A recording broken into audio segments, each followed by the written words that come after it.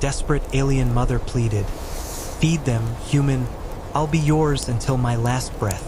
The warning alarms came first, a sharp beeping that cut through the silence of Marcus's small freighter. At first, he thought it was a sensor glitch. But then the lights flickered, the hum of the engines shifted into a harsh, grinding roar, and the control screen lit up in red. System failure. The display repeated in cold, mechanical text. Marcus gripped the controls tighter, sweat forming on his brow despite the cold air leaking through the vents. He had been through turbulence, mechanical errors, even near collisions in asteroid fields, but nothing like this. The stabilizers were gone. The fuel regulators were collapsing one by one. His ship was no longer flying. It was falling. Outside the viewport, the planet Vera spread like an endless sheet of white ice and gray storms. A colony world buried under blizzards and silence.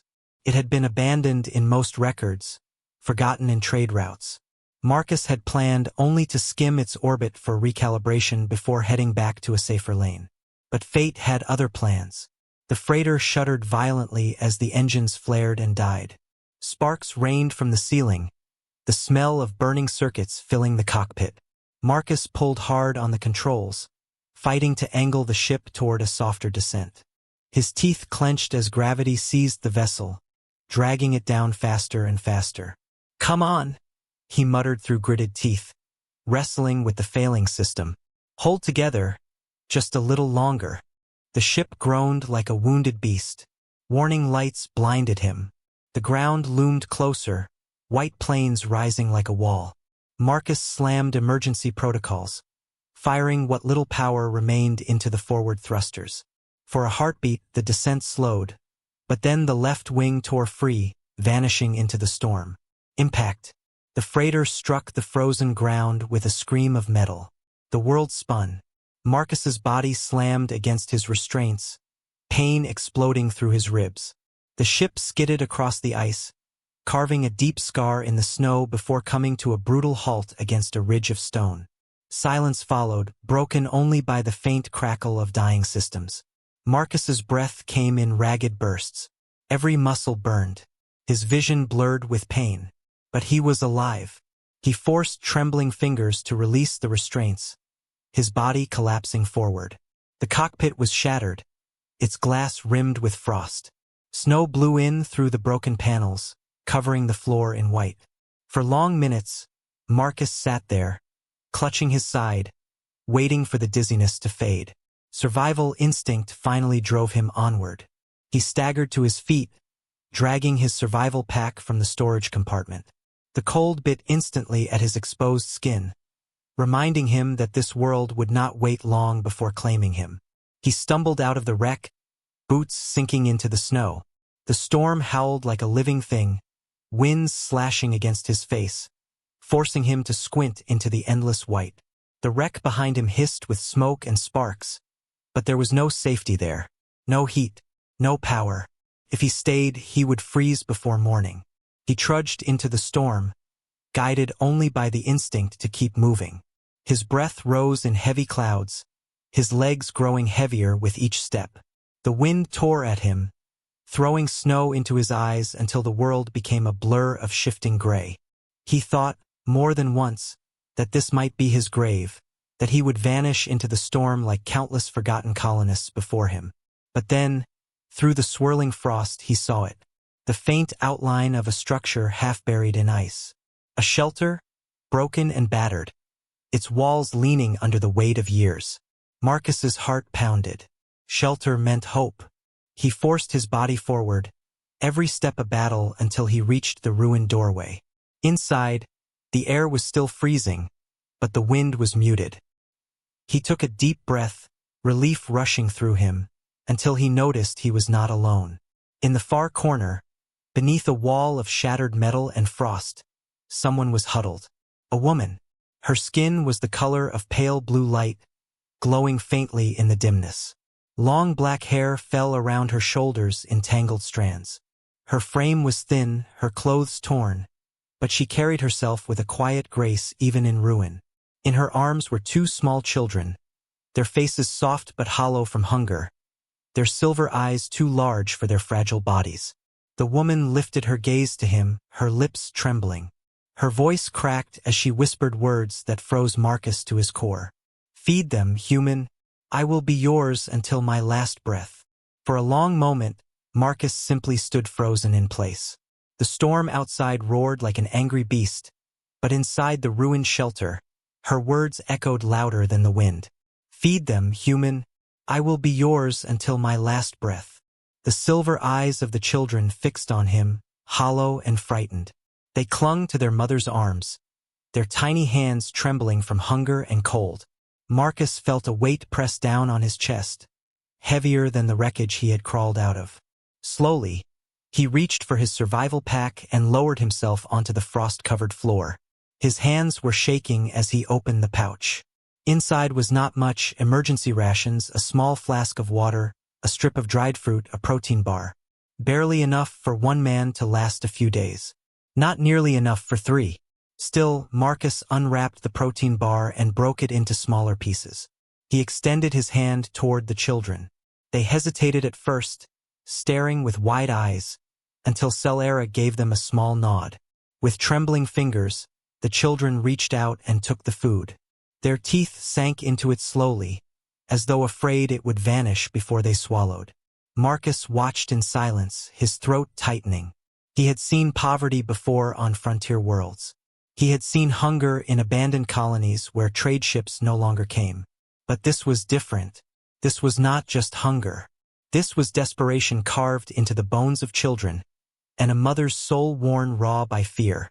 Solara's lips quivered as she whispered, "Thank you." Her voice cracked, as though the words themselves cost her strength. She looked down at her children, brushing a hand across their tangled hair, and for a moment her silver eyes softened with something fragile: hope. Marcus shook his head. "You do not owe me anything. They are children. They should not suffer like this." But Solara's gaze hardened with sorrow. "You do not understand. Here everything is owed. The warlords take what they want and leave the rest of us to starve. Food is power. Life is power. And I have nothing left to give except myself." Marcus felt the sting of her words. He looked at her, really looked, beyond her beauty, beyond the graceful lines of her face and the silver fire of her eyes. He saw a woman who had fought against despair until it consumed her. A woman who would trade everything she was for a single chance to keep her children alive. Gently, he shook his head. "I am not here to take. I will not accept that bargain."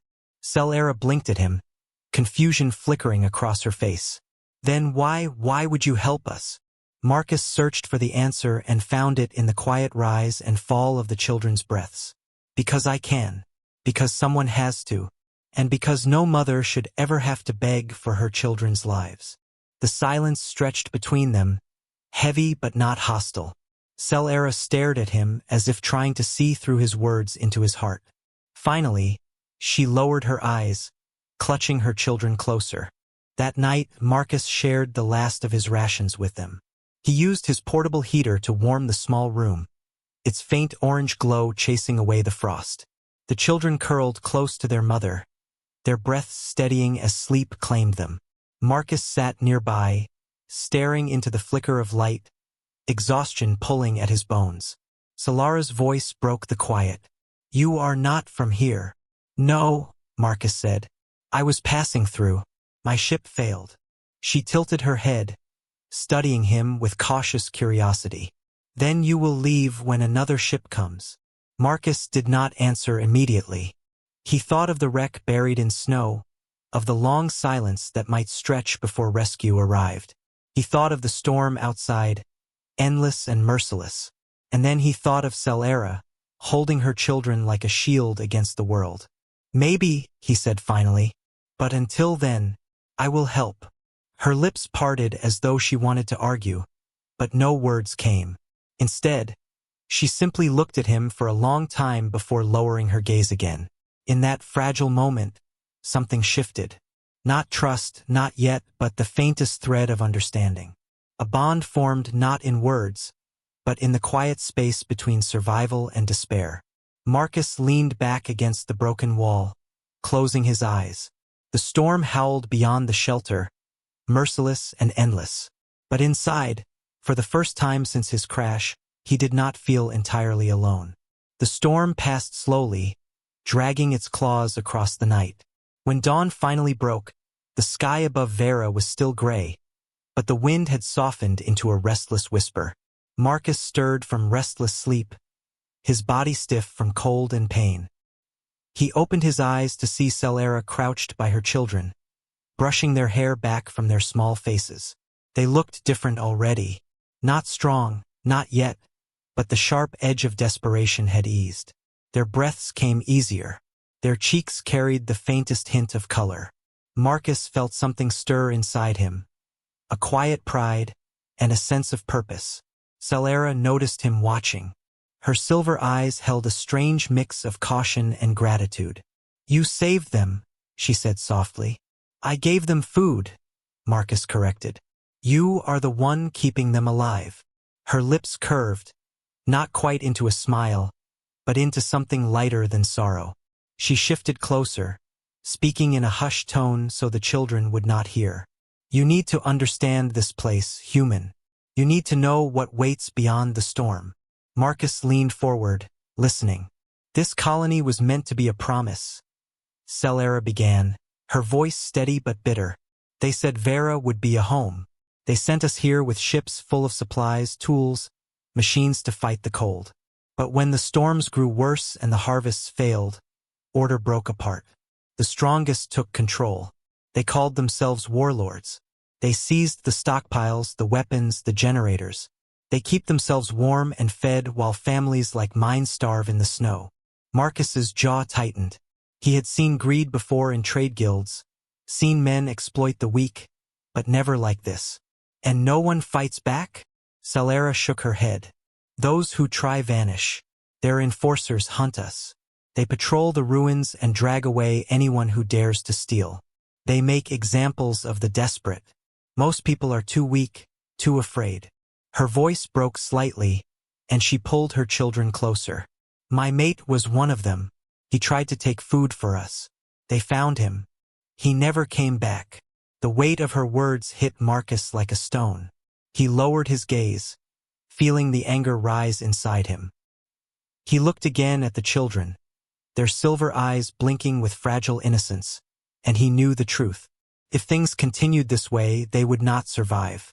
Marcus reached for his pack, checking what little remained. Hardly enough for another day. His heart pounded with the knowledge of the choice before him.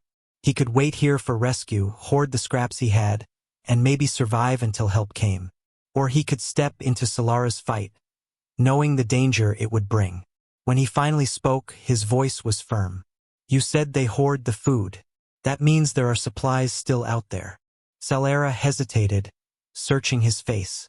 "Yes, in the old storage domes. Guarded. Heavily." Marcus adjusted the strap of his pack, his decision already made. "Then that is where we go." Her silver eyes widened. "You do not understand what you are saying. If they find you helping us, then they will find me." Marcus cut in, his voice steady. "But I am not watching your children starve. Not when I can do something about it." For a moment, Celera said nothing. The silence was heavy, broken only by the soft breathing of her children. Then, slowly, she placed her hand over his. Her skin was cold, but her grip was firm, as though some part of her wanted to believe. "Then we will go together," she whispered. That night, while the children slept, Marcus and Celera left the ruined shelter and crept into the ruins of the colony. The air was bitter, the snow crunching underfoot as they moved from shadow to shadow. Broken towers and shattered domes jutted from the ice, remnants of a dream that had failed. Marcus followed Celera's lead, her movements cautious but swift. Twice, they stopped and hid as distant lights cut through the storm, enforcers patrolling with weapons slung over their shoulders. Their voices carried faintly in the wind, cruel and careless. At last, Celera pointed ahead. Through the veil of snow, Marcus saw the faint glow of heat lamps and the towering outline of a storage dome. The guards were there, 3 of them, wrapped in thick furs, rifles gleaming under the lights. Behind them lay piles of crates, stacked high, untouched by the starving families freezing only a short distance away. Marcus clenched his fists. The sight of such plenty hoarded in the midst of so much suffering burned in his chest like fire. He glanced at Celera. Her eyes shone with fear, but also with something else, resolve. "We cannot take much," she whispered. "But even a little will save lives." Marcus nodded. They moved closer, the storm shielding their approach. The plan was simple. Slip inside, grab what they could carry, and vanish into the blizzard. But nothing on Vera was ever simple. As Marcus pressed himself against the cold wall of the dome, the sound of laughter cut through the storm. One of the guards was telling a story, his voice mocking and cruel. Another raised a flask, drinking deeply before tossing it aside into the snow. They did not expect resistance. They believed no one would dare. Marcus's jaw tightened. For the first time since his crash, he felt something more than survival. He felt purpose. And he knew this was only the beginning. The first raid was small, almost clumsy. Marcus and Celera slipped into the dome while the guards laughed around their fire. Inside, the air was warm and dry, the smell of preserved rations filling his lungs. Crates of supplies towered above them, more than enough to keep dozens of families alive for months. Marcus's hands clenched into fists. Celera whispered, "Quickly."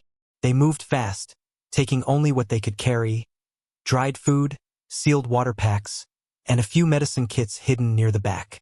Every step felt like a drumbeat in Marcus's chest, but fortune favored them. When the guard stumbled inside to check the lamps, Marcus and Celera slipped out the opposite side and vanished into the blizzard. The food went first to Celera's children. Marcus watched as their hollow cheeks began to round, as their silver eyes glowed with laughter instead of fear. He had never realized how much joy there could be in something as simple as children eating until they were full. But Celera did not stop there. She led Marcus through broken tunnels and half-buried shelters where other families hid thin, desperate figures who looked at Marcus with suspicion until they saw the food. When the children bit into the rations with trembling gratitude, their parents whispered blessings that Marcus did not understand but felt deep in his chest. Word spread quickly.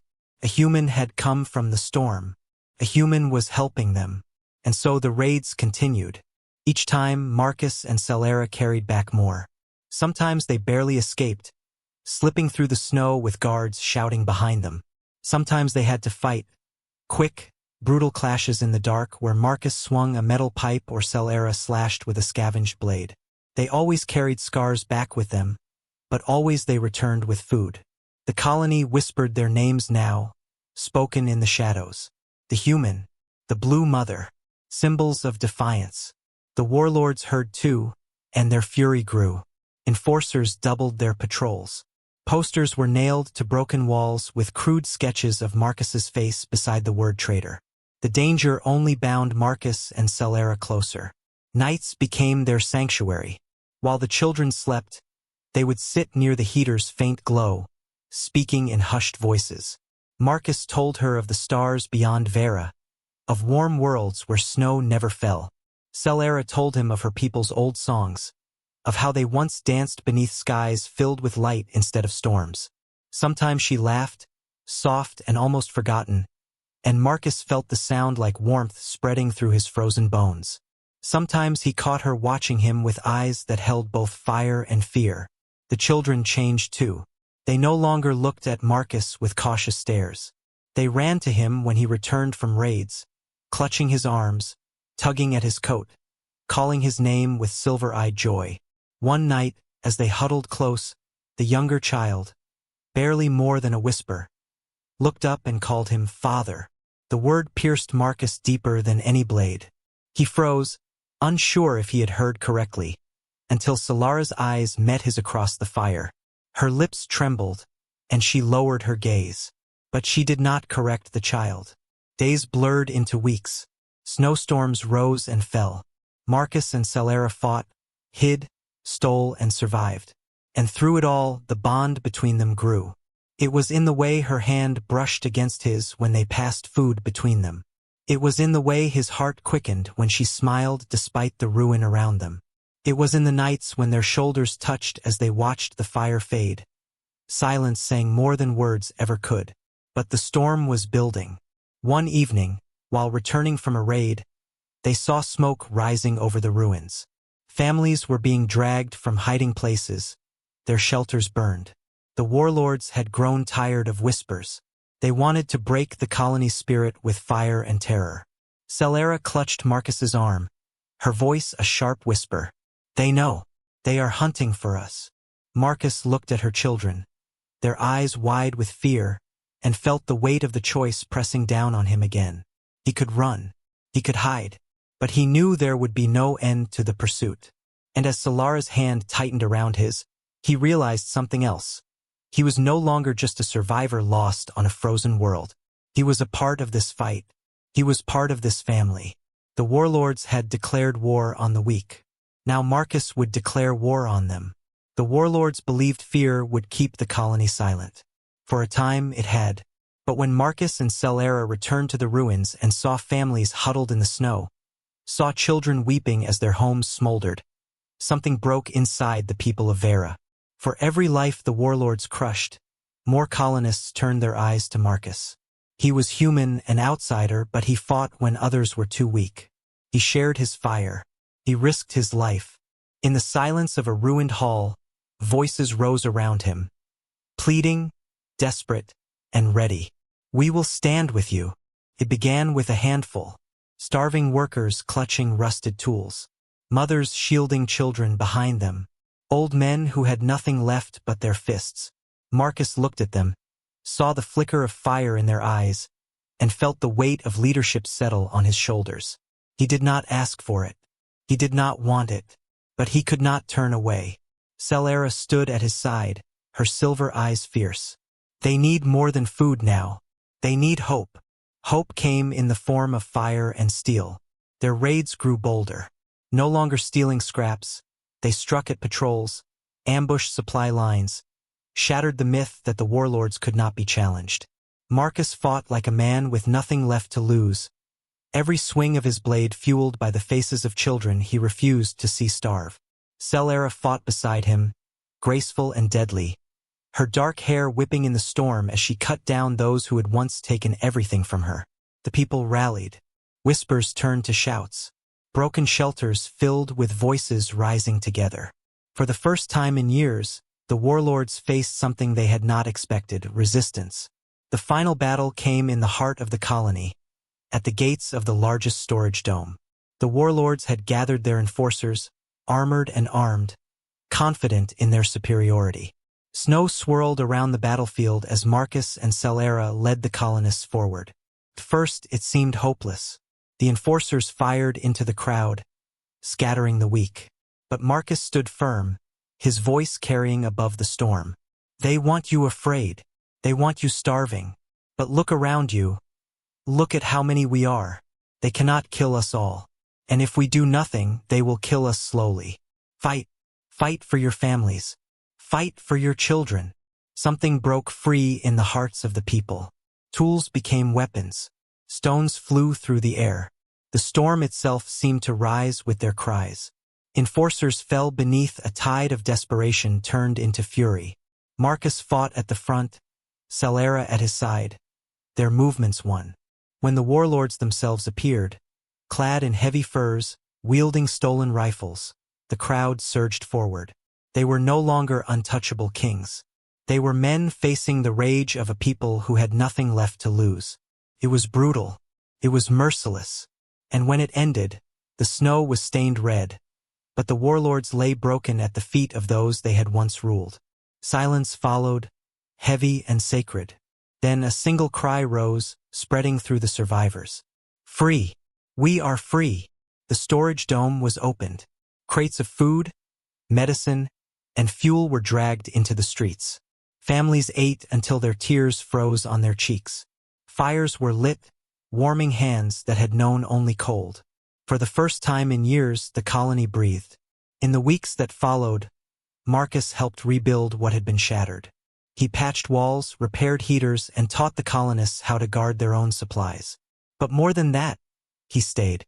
When the rescue signal finally reached him, A ship descended through the clouds, its bright lights piercing the storm. Marcus stood at the edge of the landing site, Solara's hand in his. The children clung to his coat, their silver eyes wide. The pilot stepped down, offering him a way out, a return to the stars and the life he had known before. Marcus looked at Solara. She did not speak, but her eyes held the question. Her children held the answer. He smiled faintly, shaking his head. Tell them the signal worked. Tell them the humans survived. But I am not leaving. The ship departed without him, and as its lights faded into the storm, Marcus turned back to the only life he wanted. Months later, when the storms quieted for a rare evening, the colony gathered beneath falling snow.